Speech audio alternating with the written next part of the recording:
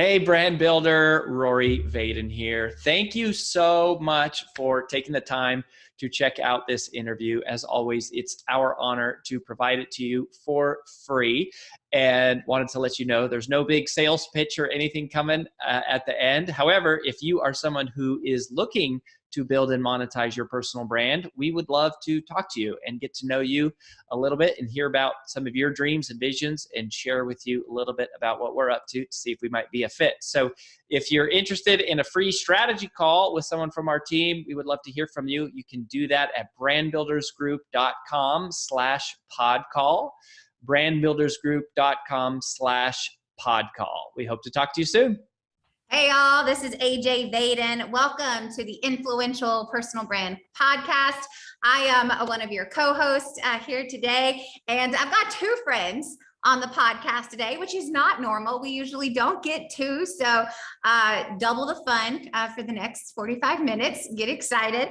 But these are actually two newer friends of mine.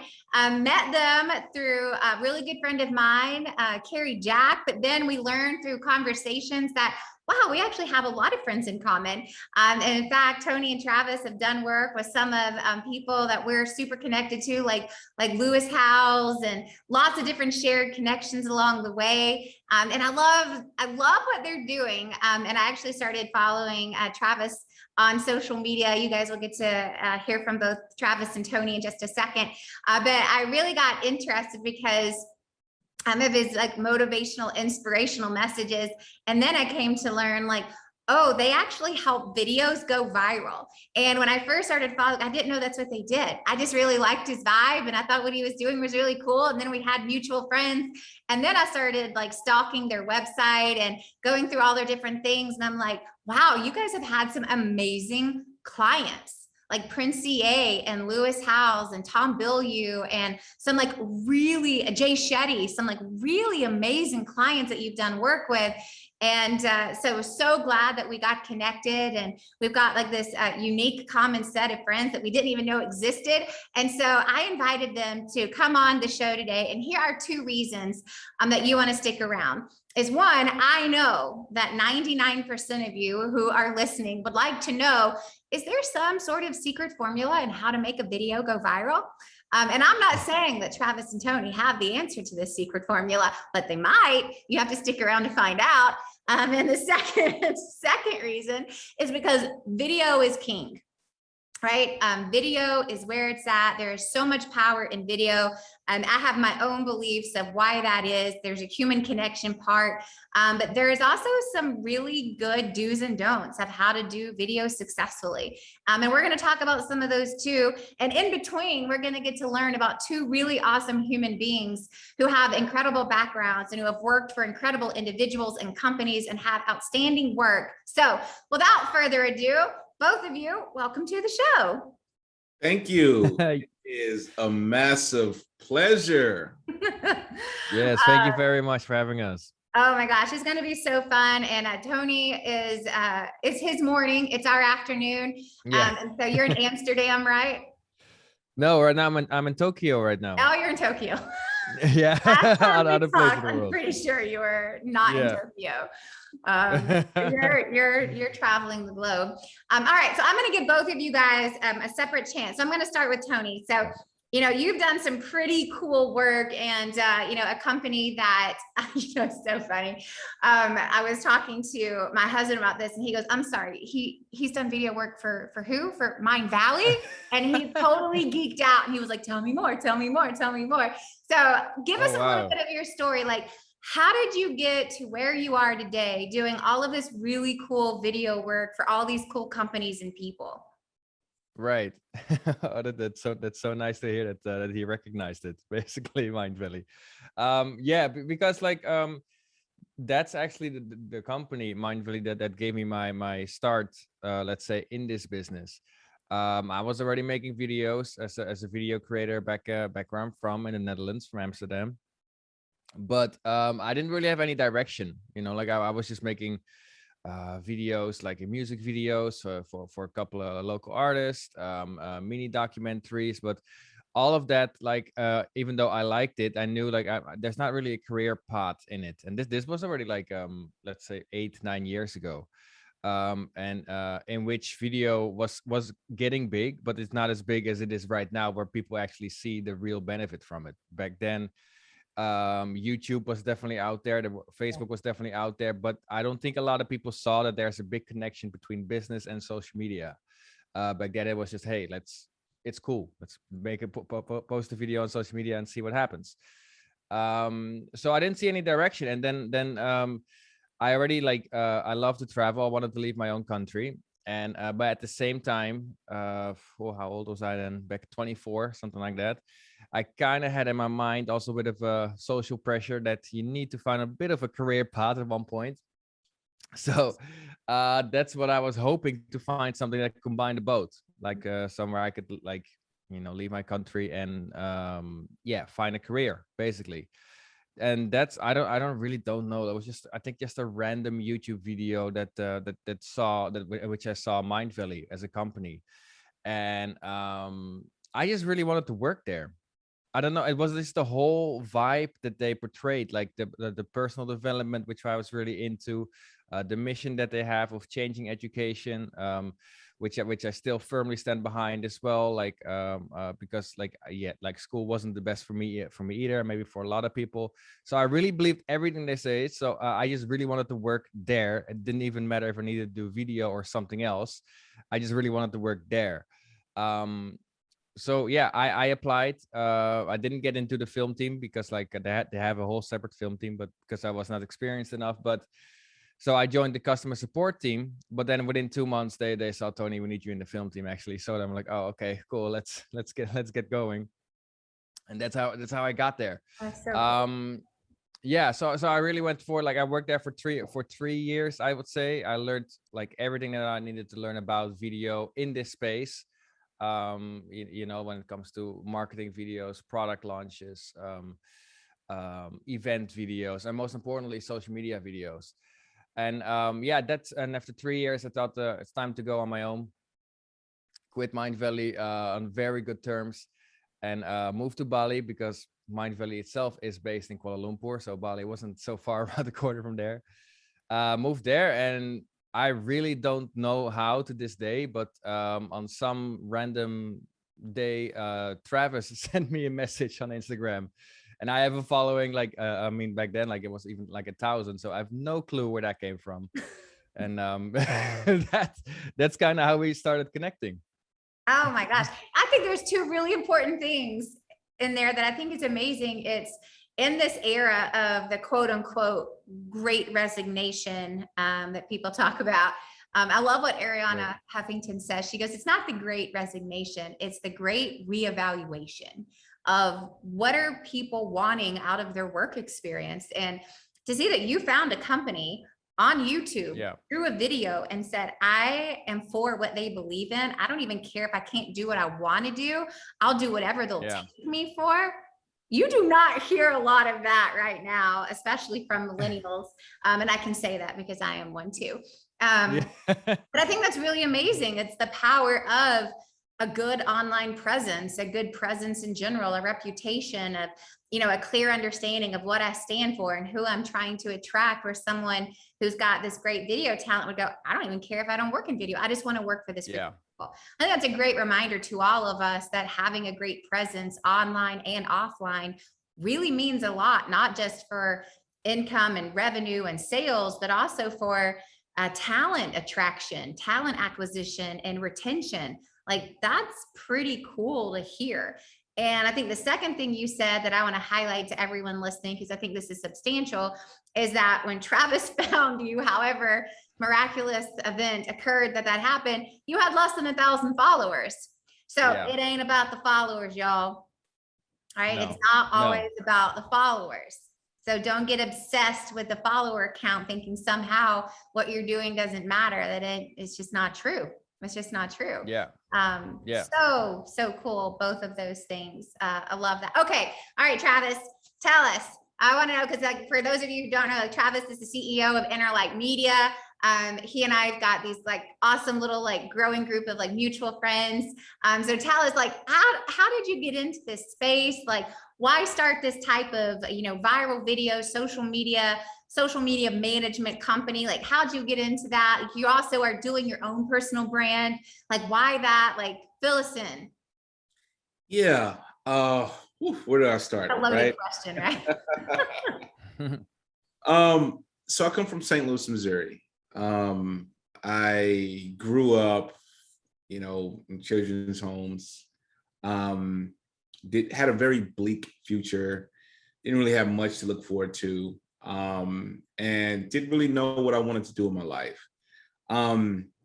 So as I got older, I ran into a gentleman by the name of Prince E. By the way, I ran into him online first. I seen his video. He had a video called something about saving hip hop. I can't remember the exact name of the video. And this was back in like 2009.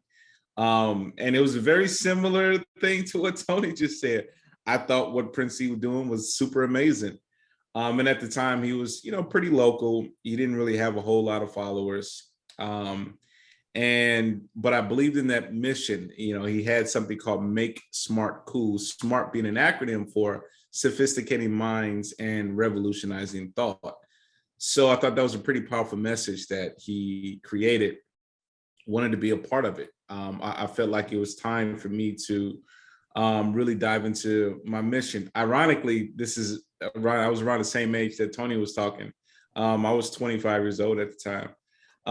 And so as I looked more into it, me and him connected, me and him developed a really close friendship. I mean, we were best friends for a very, very long time. And during that time period, from 2010 to 2000, I met him in 2009, but from 2010 to 2014, we spent that time really trying to figure out, how do we connect with people online, right? How do we go viral, right? He always had this philosophy of, why should I do a show in front of 1,000 people when I can do a video and get it in front of 100,000 people? So that always clicked in my mind. That always let me know the power of video at that point. Like, yo, the online space is where it's at, because you could definitely connect with more minds that way. And so in 2014, kind of like the code was broken, right? Where we went from, you know, getting maybe a few 100,000 views to maybe 1 million views to now a video getting over 100 million views. And then every video after that was getting hundreds of millions of views. It's just like, wouldn't stop. Like, it was to the point where it's like, yo, this is like crazy. Like, what next, right? It's gonna break the internet. Right. You know, we was, you know, and the thing is, when you're going through that time, that period of not knowing, because this is, you know, something that people often go through, you go through that period of time where you're not sure if what you're doing is working or it's worth it. We went through 4 years trying to figure this out. And there was a lot of doubt creeping up a lot of times that we thought it just wasn't going to happen. But yeah, so, you know, eventually, as you know, we were continually going viral, people were reaching out, since I was, you know, with Prince E since the beginning. I knew everything, because I ran his social, I was part of the videos, I was part of the creation process.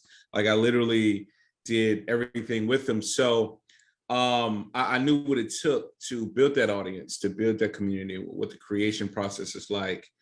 And so when other people started reaching out, people like, you know, Jay and Lewis and people like that, trying to figure out, hey, listen, they kind of like want to, you know, create content and really kind of like go to the next level. Me and Jay developed a friendship too as well, you know, and we started working together.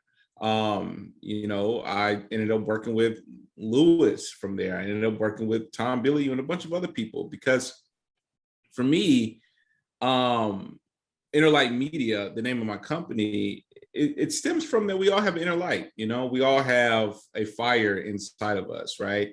I believe that everybody has a purpose, and that we are, as we are living in our purpose is helping to inspire someone else to live theirs. So I am taking my talents to help other people flesh out their stuff, build their community out, reach as many people as possible, so their inspiration can meet as many people as possible and their impact can reach as many as possible. And it just continues to have a compound effect. But yeah, so this has been a lifelong dream of mine. I am thankfully living my dream now. And it's been quite a journey. Yeah, that's so cool. I love what you said too. It's like about the name of the company, Inner Light, because there's this light within all of us. And I think too, it's kind of like what you do is it's helping showcase the inner light, right? And one of the best ways you can do that is on video and just in social. You've got more reach. And there's one thing you said that I want to go back to. It's like y'all were trying to figure this out for like 4 years. Yeah. Not 4 weeks, not 4 months, but 4 years. Yeah. And I think that's significant because we all know that we live in a society of like, we want it right now. And, we often are talking to people in our community at Brand Builders Group where they've been working at building their brand for 6 months. And they're just like, man, I'm not seeing the progress. And I'm like, you better buckle up because it might be like 6 more years, not 6 more months. Because that's the reality of it. It's like, it's the consistency over time that really builds. And so I'm curious, like, what kept y'all going during those 4 years of not giving up? Like, what was it that was like, I know we're going to figure it out. We just got to keep going. Like, what was that like? So 2 things.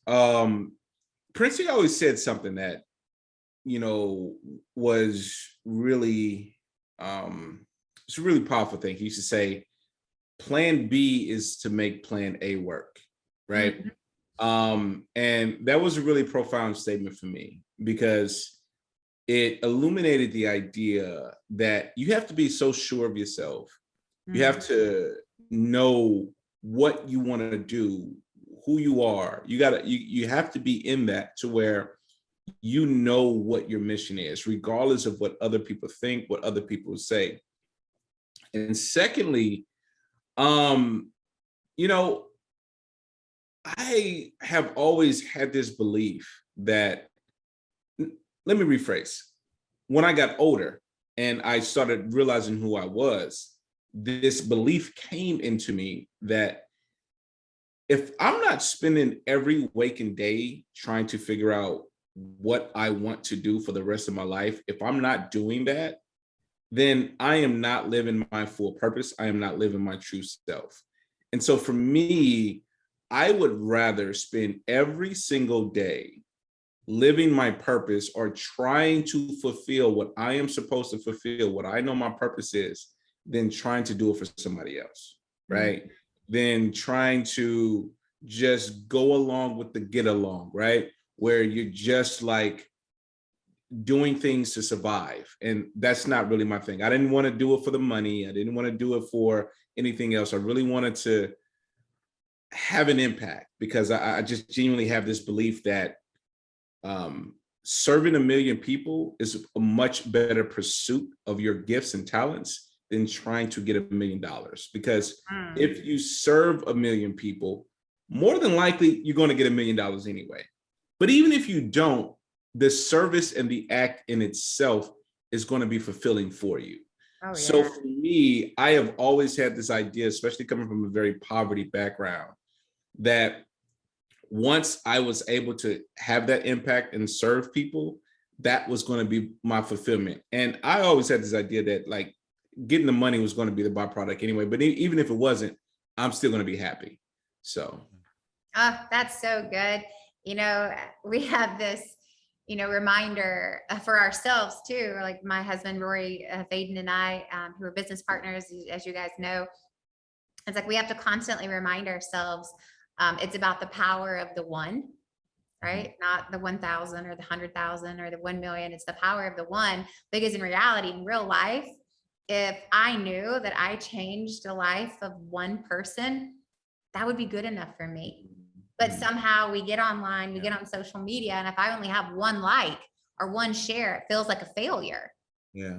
But in real life, if I knew that I changed the life of one person, it would all be worth it. Yeah. And then somehow online it gets devalued or minimized to, well, it was just one like. And it's like, well, that's one person. Yeah. Right? It's the power of the one, of trying not to look at the count so much, trying and staying focused on the mission, right? Staying focused on serving, like what you said. It's like, even if it doesn't work, it'll be fulfilling in the process. I love that. That's so good, y'all. I'm so excited to have you guys on and just talk about this. And so, so let's do that. So for all these listeners out there who are building their personal brands, aspire to do these things and have their message heard, right, by the 1 or the 1 million, whatever it may be. I would love to, I want to hear from 2 different perspectives, right? Because I'm going to guess that Tony, I could be wrong, but you prefer to perhaps be behind the scenes.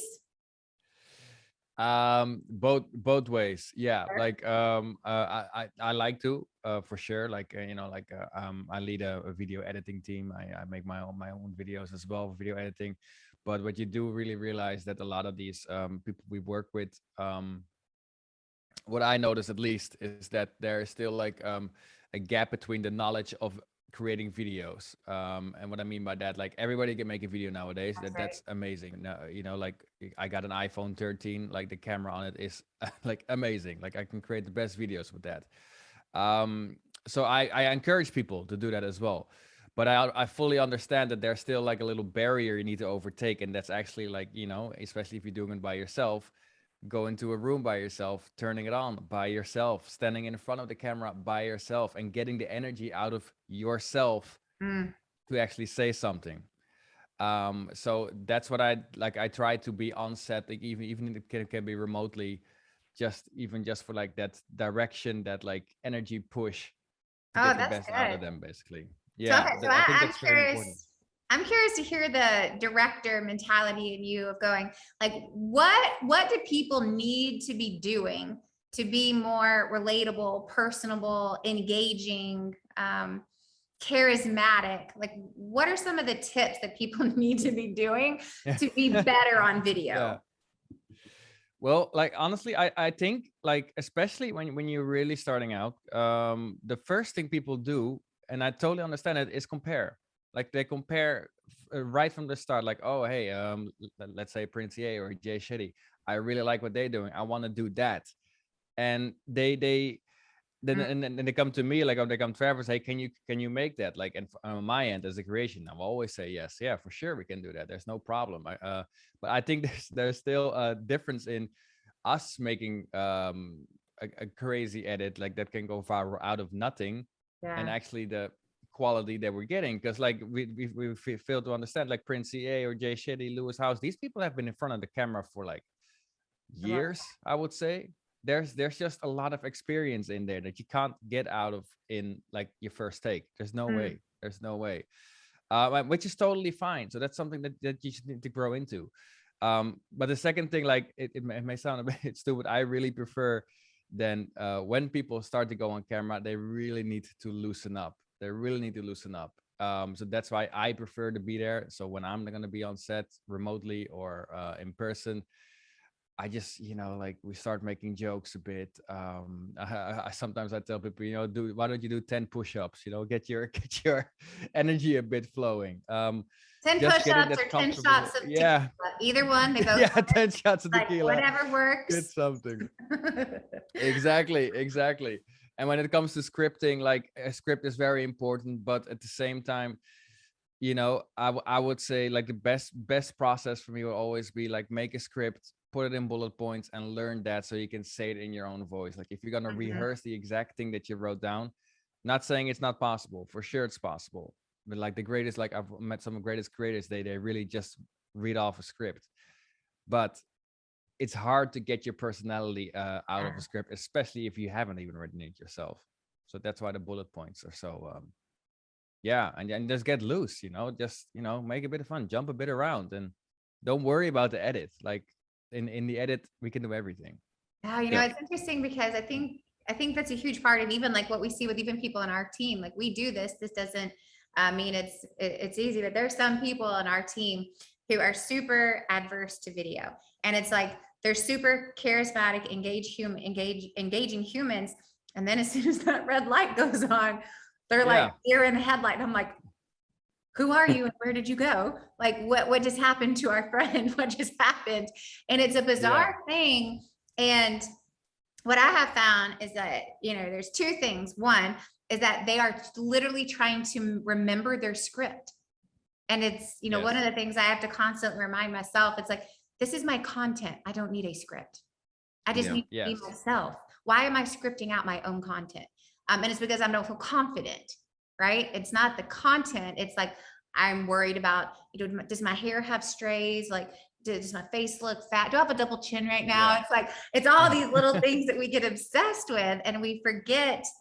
And this is like, my husband tells me this all the time. He goes, if you're focused on you, that's why you're nervous. And he goes, anytime you're nervous, it's because you're focused on yourself. But when you're focused on others, it's hard to be nervous. And so we have this little saying in our company is that when you're focused on service, it's hard to be nervous. It's like anytime that I'm focused on myself. Yes. Right. It's like, so it's a great reminder to me if I'm feeling nervous is because I'm obsessing of how am I going to look? How am I going to sound? And I'm not focused on my audience, which is who needs to hear this today? Like who needs. And I think it's a good point that you touched as well when it comes to those things. Like one, like I think like, again, people really underestimate like I mean, you have to have a good editor, I reckon, and here we are, but but there's so much stuff you can do in the edit. So a lot of people even when they start, they say, I just made a mistake, do I have to start all over again? All these simple things, everything can be like, a lot of things can be done in edit. But then but like you said, when it comes to scripting, like it's you ask yourself, why do you script everything and try to and then rehearse everything? I totally agree with that. At the same time though, like I think it is very important to at least get like direction on paper, because a lot of people also, with people that start out, they like, and they are come from in front of the camera, they have that, and then they feel like, everything is in my mind, I just need to say it. But the difference with a video is you don't have direct feedback. You have to say your piece in 10 minutes, let's say. And it's like, then you're talking about 15 things that make no sense. Exactly. There's no direction that's going. We're fully aware of these videos. That's super. I think that's super helpful. Is like, you got to bullet point out what you have to say, but keep it bullet points, not scripted. And it's like, then you got to figure out what's going to loosen you up. So play music, do push-ups, take tequila shots, like whatever it is. Like, do what you got to do to get yourself in a place where you're not obsessing of what you look like on camera. Now, Travis, you're someone who's in front of the camera a ton. So I'm curious to hear from you, not only from you yourself, but from working with all these pretty influential individuals who have built really big followings over the years. Like, what would you say are the keys to a video getting a lot of traction? Getting a lot of traction. That's a good question. When something is important to you, it's usually important to somebody else. I think probably the most fundamental thing to go viral, or to make a video that's meaningful and impactful, is don't base it off information. Base it off your feelings, meaning like, carry that feeling into the video. How do you want somebody to feel, right? That is what is going to get people moving. That's what's going to get people to share, is the feeling. Obviously, you want to talk from I'm a very data-driven person, very factual. In fact, if you watch Princey's video, almost in every video, he's, listing out facts. But it's more like he's using it, right? It doesn't carry the weight, right? The weight is the feeling. How do you get people to feel a certain type of way, right? What are the things to say, right? Albert Einstein says, if you can't explain it simply, you don't understand it. So whenever, we're going into a video process, it's about how do we explain this simply in a way that everybody can understand it, but we're talking about something in a way that people understand that we care about it, right? So that's like kind of like the key. And you carry that in each video. So for example, whenever he makes a video, and this is something, I run into when I'm talking to a lot of different entrepreneurs or people that's making videos, is, sometimes I just kind of like want to create content. It's like, no, every piece of content that you create should be this is the best video you can create right now. Like, what's the best video you can create right now? Every single time you put it out. This is the difference between somebody that actually is making meaningful content, stuff that's going to actually connect, that authenticity that people say. And that feeling is going to carry out into it. And as long as you remain consistent, that's going to be how your community is built. Because when you're authentic to yourself and it's coming from that deep place, then it's never going to really be, you can't really copy somebody else, because you can only do what is meaningful for you. Like, even if you're talking about similar topics, you're going to speak about it in a way that's different from somebody else. Different emotional points is going to be hit for you that it's not going to hit somebody else. And so therefore your community is going to resonate with that. So, yeah. Oh, that's so good. I love that you got to focus on the feeling that you want people to feel. I think the other thing that you said that I think is so insightful is, are you creating your best content right now? Or, it's like, I think we sometimes in this space of like building your personal brand and becoming more well-known, we kind of get obsessed with, I got to have something out. Right. Yeah. And so it's like, perhaps you're not doing your best content because you're just trying to like get something out. And I love it's, it's that whole concept of save the best for first, right? Like, don't save the best for last, you save the best for first. So it's the best stuff that you've got right now. So I'm curious, I'd love to hear tips, like for anyone who's listening, who's going, yeah, but like, how do I get people to feel what I want them to feel? Or how do I create my best content right now? How do I know what that is? Like, what would you say to them? Yeah. So a couple of things. First off, when it comes to creating content, you have to know your industry, know your audience, know who you want to communicate to. So for example, let's just say you review baby products, right? It should be something you're passionate about. Is this something you're passionate about? Is this something you actually care about, right? What's something that you actually care about that you have some knowledge of, right? That you have some experience with, right? Something that other people will also care about, right? Or are you an animal lover, right? And you want to speak about animals. You talk about it in a way that you care about, right? People need to know that you actually care about what you're talking about so they can care about you, right? It's about building that know, like, and trust factor, right? Because think about this for a second, right? Even if somebody doesn't necessarily like what you put out, you being consistent and putting out your content and authentic to yourself, then people can gauge what they will like about whatever it is that you're talking about. So let's say, for example, right? Let's say you're reviewing phones, like a tech reviewer, right? And you say, I like a 3.5 aperture, right, on my phone. Somebody else would say, well, I don't really like that. But when they hear you say that, they'll be able to gauge for themselves, oh, well, I know what their gauge is, so I can gauge from there what my gauge is. So being consistent and authentic allows people to build that know, like, and trust factor with you, which allows you to build a community of people that love you, some that like you, and some that are like, oh, okay. And then you're also going to have some people that disagree with you. And all that is fine, because it's about building your community and your authenticity. So if you're consistent, you're being authentic, you actually like what you're talking about, and you're passionate what you're talking about, you have some experience in it, and you don't have to be the first, you don't have to be the best, you just have to be yourself, right? And as you're doing that, people will like your personality for what it is, because there are going to be some people just like you. People will love to watch, they like to see you be vulnerable, so it empowers them to deal with their vulnerabilities. You see what I'm saying? Oh, yeah. So just always be authentic. Be consistent, be passionate about what you want to talk about. And I promise you'll see some success. Oh yeah. This was beat into my head. Like, as soon as you started talking, I was like, oh my gosh, I haven't thought about this quote in years, but this was beat into my head early on in my sales career. And you just made me think about is that people don't care how much you know until they know how much you care, right?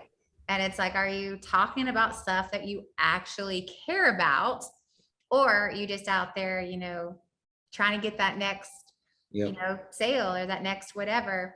I think that's so good. And so you kind of teed up, and I'd like to hear both of your perspectives on this.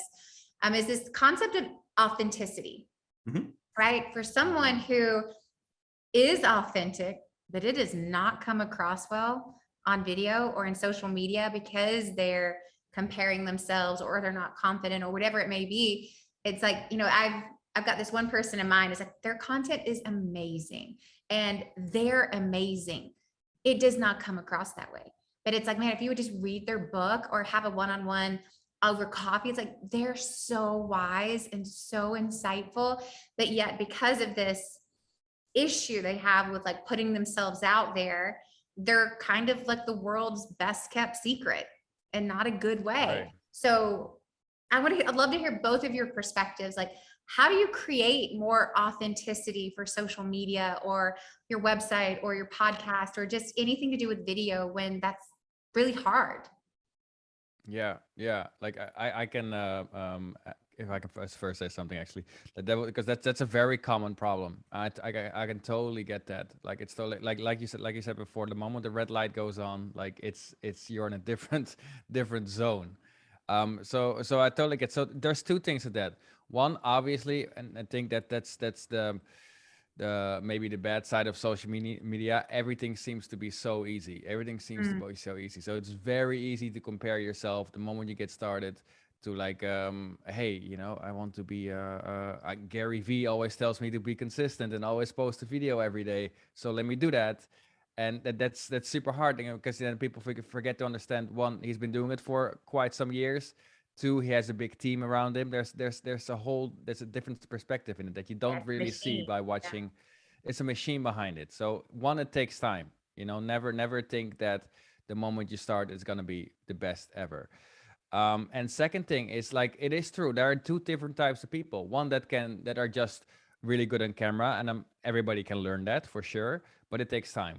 Some people are just naturally, they go from the start. But a lot of people, like you said, you just said, like, if you start talking to them, you get so much good information out of them, but it doesn't translate well on camera. Well, what does that mean? Like, for me, that means, like, okay, what if you just if you record a conversation, then you know, why don't you record like a Zoom call with somebody, like you know, like a podcast, like we're doing right now? It's different. The camera is on, yes, but you know, we all kind of forget. Yeah. And then you still get the conversation out of it. And even from that part, send that to an editor. They can create a lot of cool, interesting snippets out of that. And then your authenticity is there. Oh, that's so good. For any of you who are listening, I just want to make sure you hear that. It's like, if you don't have confidence or you feel insecure on camera, it's like, just do it interview style, right? Have someone interview you, film it, send it to an editor, and they'll be able to take out the best parts of you talking, right? That's a really great tip, because it's like content comes in a variety of mediums, right? So have someone interview you. That's a really great format, because I feel the same way with a lot of people who have major fears around public speaking, but they don't mind doing a panel. They don't mind doing an interview. It's just the concept of me standing on stage by myself, trying to tell all these people something it doesn't come across, but you sit them down on a couch with an interviewer and it's like brilliance just coming out of their mouth. Somehow, as this keynote speaker, it doesn't come out that way. So do it interview style. I love that. That's a great tangible takeaway for anyone who doesn't feel confident on camera to still create content and get your message out there. So love that. Travis, what do you, how are you authentic on camera? Yeah. So one thing that I think, this is going to sound a little morbid, but it's something for me that's worked when communicating to my clients and wanting to create like the best pieces. You ask yourself this question: if you were to die in 30 days, what's the one thing, the most important thing you want the world to know? Like what's if you knew you were going to die in 30 days, what's the most important thing you would want the world to know, right? If you think about that for a second and you give that message, when you're coming from a place of, you know what, of your own mortality, it usually comes across as visceral as possible, because you're thinking to yourself, you know, this is the most important message to me. Mm-hmm. And then whenever you create your next message or video, you ask yourself the same exact question. Okay, now that I've created that, if I were to die, what's the next most important video, or what's the next important message that I would want to get across to the world? And so what happens is this forces you to dig deep inside of yourself, because it's not about performing, right? It's about talking to that one person. Like, because I know we're talking to the world, but it's really about talking to one person, right? When you're talking to the camera, you're not talking to the camera. You're not even talking to yourself. You're talking to one person, right? Who's that one person, your client avatar or the individual that you know, who's, you know, if it's a story about something that you were going through, who's that person that you want to speak to? Imagine they need your help right now. Mm-hmm. You're not going to fold. You're going to show up. Oh, this person needs my help. I'm going to show up. You know, that's going to give you the energy and the empowerment to kind of like show up. And so that's how I show up when I am making my videos, or when I'm talking to clients and making the videos. Who's that one person that you want to show up for? Let's say they needed you right now. You're going to die in 30 days. Mm-hmm. They need you. What are you going to say to them? You know, so usually when you bring it that close to home, people dig deep, you know, and it gets visceral. And nobody's coming from that fact based. Let me get a bunch of these numbers. They're coming from, you know, how do I just connect? Yeah. And when you make it relatable and you connect, it becomes shareable. Mm-hmm. That's good. So I'm curious, like, do you find that most people have a lot of clarity on who their avatar is? Well, once I go through the process with them, yeah, not initially. Initially, when we usually are working with people, they just want an audience. Like, hey, we just want an audience. Yeah. We just know. And it's like, nah, that doesn't make sense. You can't really scale that way, right? We can only scale when we know the message that you want to get across. Therefore, we can speak to a certain people. Then we can also determine how to make that shareable. And now people respect, because at the end of the day, right? Everybody has a gift and a talent in their own way, right? But nobody knows it all. So your respect comes from when people respect whatever your expertise is, or whatever it is, that one thing that you really know that's better than everybody, or the thing that you can do that's better than everybody else.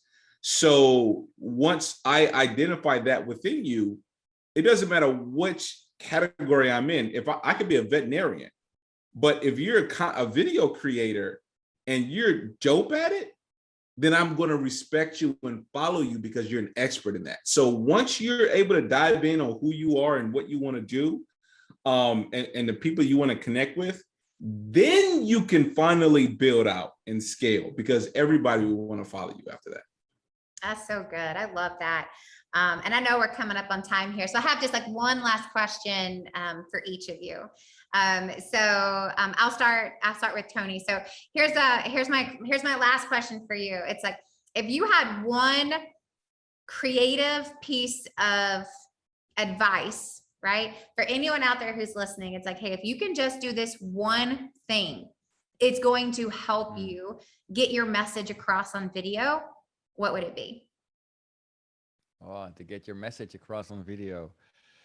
Well, I think I do think like a lot of people stress too much about it. Like you said, like it's, oh, I need to record something today because everybody tells me I need to be consistent. I need to post every single day on Instagram stories, YouTube, everywhere. And that's gonna burn you out real fast. Exhausting. And yeah, it's exhausting, and there's no way. So for that, like, I would really say, like, just firstly take it a bit seriously and schedule it, take your time for it, you know. Like, of course, everybody, there's fact to it. If you're everywhere and you create good content everywhere, of course it's going to be great, but it's just not scalable. Please don't think like that.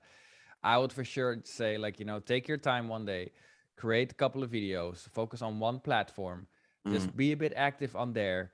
When it comes to quality, focus the quality on what you're saying. That's the most important. What you're saying, not how it looks like, not on a crazy edit. Just what are you saying? Start with there. And then you're gonna create momentum in yourself, in your audience, and then from there it just takes the next step. Like, what could the next step be? Could it be a better edit? Could it be more clarity in what I'm saying? Better camera gear? Should I move to another platform? Those things, but calm down. I would say. Everybody hear that? Calm the F down. Everybody take a breath. That's so true. It's like, it's quite contrary to what we hear today. It's, you got to be on every platform, and it's like, why? Like, is your audience on every platform? Right? Is that exactly really like, who is saying this, and like, why are they saying this? It's like, you know, we get pressure. I get pressure. I shouldn't say we. I get pressure all the time. You need to be on TikTok. I'm like, no, I don't. They're like, oh yeah, you do. Yeah, like, exactly. No, I don't. I don't want to be on TikTok, so I should not be on it. Yeah, exactly. And it was funny because I was speaking to Travis actually last week, and because I was so, like, everybody kind of looks up to like these Prince EAs and these Jay Shetty's, and like they want to be consistent everywhere, but like, or Gary Vee, for instance, who is definitely consistent everywhere, but people really underestimate, like, say Prince EA, he doesn't drop a video every single day of that quality. He drops once a month, maybe sometimes once every 2 months. When it comes to Gary Vee, who is everywhere all the time, great, but understand, like, I think he got like 20 people around him, and the videos that he put out, it's quality.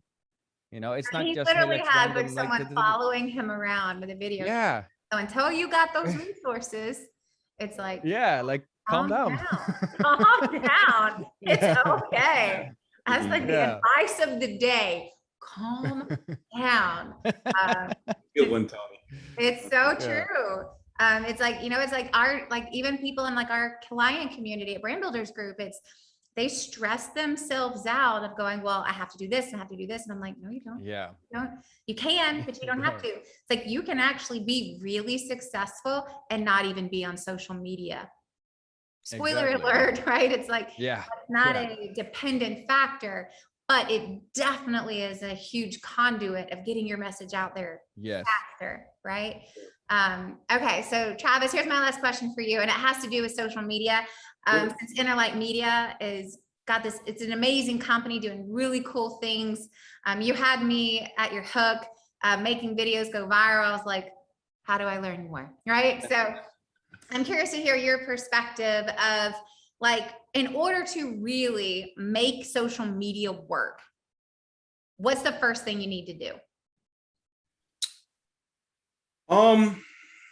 So interesting. I'll tell this really quick story. So I had a company I work with for 90 days. Powerful You out of Salt Lake City, Utah. And so first thing I did was identify what type of company is this. It's a personal development company. I said, okay. It's a personal development company. So now I go to marketresearch.com and say, all right, who's into personal development the most? Millennials. Okay, millennials into personal development the most. Okay, where are these people located at? California, New York, you know, places like that. Okay, great. Which platform are they on? Which social media platform are they on? Okay, so I see that they're on Facebook. Mainly now, this was a couple years ago, but so now it's like Instagram and YouTube. But back then it was Facebook and YouTube. Okay, cool. All right, now I see who's the top performing personal development coaches and influencers on these platforms. So I check and see who's the top performing influencers on those platforms. Then I see the most viral videos that they are putting out. And then after I see which are the most viral videos that they're putting out, then I see the most common questions that people are asking in the comment section. So from there, I say, this is where you make your content. You use one of these platforms that fit best for you, that you already know that your clientele is on. And now you know the exact content that the people want to make. Yeah. And so the only difference at this point is you decide how you want to make that content. But you know everything. You know which platform now that they're on. You know the content that they want to see. The only difference is now is you just got to make the content. Yeah. So if I had to tell anybody which platform to start on or what to do, start with exactly what I just told you. And that would give you the entire, I promise you, in a year's time, not only will your social media transform, but your entire business will transform doing this, what I just said. Yeah, I mean, I think it's like how I translate that in my mind. It's like you got to get so in tune with who your audience is that everything else is second to that, right? Yeah. It's like, where are they? What are they asking? What do they need? What do they want? And how can we give it to them in the way that they want it? And I also do want to add this one last point, something Tony said, and I don't want it to gloss over. Choosing one platform. Probably one of the biggest things that I run into, entrepreneurs is they want to be on every platform. And here's the thing. If you have the capital to pay for professional social media management and content on every platform, like Gary Vee, for example, that's fine. That's great, because there's value in that, because you can actually build out a lot of social strategies with that. But just being on every platform is not really that useful. If you pay attention to the actual people that have built this stuff, people like Jay, people like Prince, and all these other people, Darman and stuff, they actually started off with one platform first. Because once you understand one platform and build that platform out and build a community, you can transfer that audience to any other platform you want. Just think about it. If you get 1 million subscribers on YouTube or 1 million people on Instagram, you have a huge community. Now, when you go to YouTube or you go to these other platforms, your community is automatically going to start following. Oh my gosh, you're making this.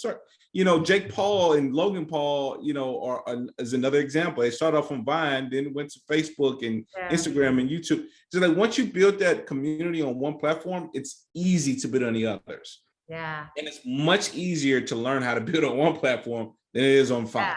Yeah. So, at least gives you more focus and attention and takes away the pressure of and this. Exactly.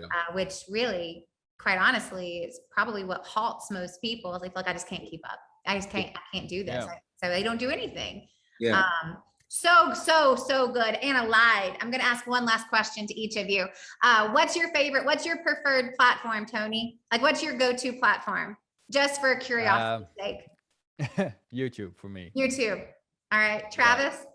Yeah, YouTube is the platform for longevity. It's the second biggest search engine. It's evergreen. And honestly, anybody that wants a sustainable platform to build on YouTube is definitely number one. It's not the quickest. Yeah, that's so good, y'all. Definitely the one that lasts the longest. Y'all. Yeah. Just so many awesome nuggets of information. So grateful for both of you guys coming on. Everyone who is listening, I am telling you, go check out Innerlight Media. It's INNER, not inner. You have to listen to my Southern accent and translate. Inner, like your inner being, your Innerlight Media, innerlightmedia.com. Also, you've got Innerlight Social. Do those go to the same place, or is one better than the other? So Innerlight Media is the name of the company. Innerlight Social is the name of the website. See, that's so glad I asked. Innerlightsocial.com. I will make it correct in the show notes. Ignore everything I just said. Innerlightsocial.com is where you want to go. We'll make sure to have all the links in the show notes. And y'all, if they want to follow you on social media, where should they go, Travis? Instagram and YouTube. Just Travis Believes. And if you Google Travis Believes, you'll find me everywhere. You'll follow me on any platform, but Instagram and YouTube is where you'll find me most active. Travis Believes on Instagram and YouTube. And how about you, Tony? Instagram will probably be the place. That's Teun to Tony, because my Dutch name is Teun, Teun. It's gonna be hard to pronounce for an English audience, so that's why Teun to Tony. Yeah, you're still I'll put trying. it in the show notes. Yeah. Make it clear. I will put it in the show notes. Y'all, thank you so much. Thanks for sharing your wisdom and all of your insights. We so appreciate it. Everyone else, make sure you catch the recap episode, and we'll catch you next time on the Influential Personal Brand. See y'all.